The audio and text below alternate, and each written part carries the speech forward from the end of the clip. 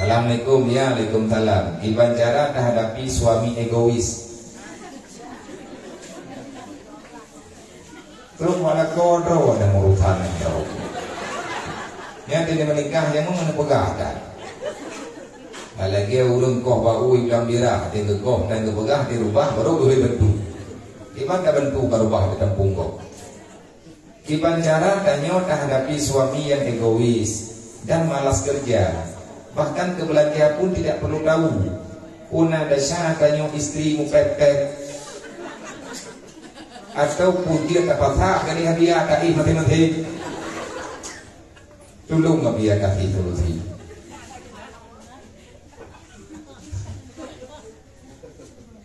Bet nem pet-pet kok. Bahan dan pet-pet rianya gua kau dia malam gua bedahnya polimong ni ngam. Berang ke hana ke perempuan tebu yang nanti gua bedah dengan yang kamu tahu. Udah kata gua, mereka ternyata kata gua. Anda dohong terjuk kita nyok perumong, nyok pertanyaan. Mungkin dikadi dan pet-pet, lagu makanan, lagu makan lur. Takut di perang berangkat kubu yang tertutup di dia. Anda kun liurun roh hidup kan anak hidup, anak kun kun sama anak kun dengar. Anda hidup pet-pet je, anda juga roh makaran. Kan? Pujian dan pet-pet akan berangkat kubu kalau anjir, tetap anjir. Yang inan yang kekun dengan jihad dalam rumah tangga. Kita dituntutkan untuk saling bersabar. Di tangan laku matalah ketabali promo, di tangan promo pun matalah ketabali ulah kau. Karena dia mai dalule.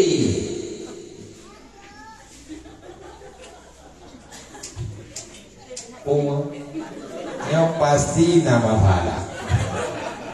Tiada mudah pilih mengkalian ini dia jadi pilihan. Pukul lagi jadi boleh malah jadi honja. Kami yang terjadi punya modernnya lah. Kau agak beda. Yang aku pegang bawa umroh. Umroh yang kena lah kau menang modern. Yang pegang agak beda lah kau. Nan ada pulih umroh ni melempah jai uri yang lang dunianya dengan kepreh lah kau. Makiban cara biar beda bah. Beda patah, ne jaga begat, ne pelihara begat, nyan makhluk langka. Hai kerja langka oleh nyonggu. Nyong hai benuhi. Kau kibat itu pegang le. Kan lucu anak muda-muda biar kata kau pegang terang lagi berwau. Puan yang tahu kalau kau kaya kepejau. Mungkin terang hanuyu. Ia hajar awak kena lengkap lembu dia bah.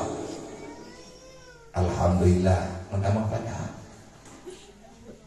Kami dah pada apa lagi kita nyampat yang kanan di jauh judai. Yang kanan pala yang empat jaga lakunya.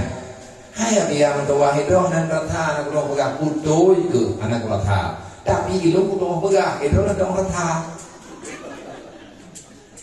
Itu om sih baju-baju tepuk.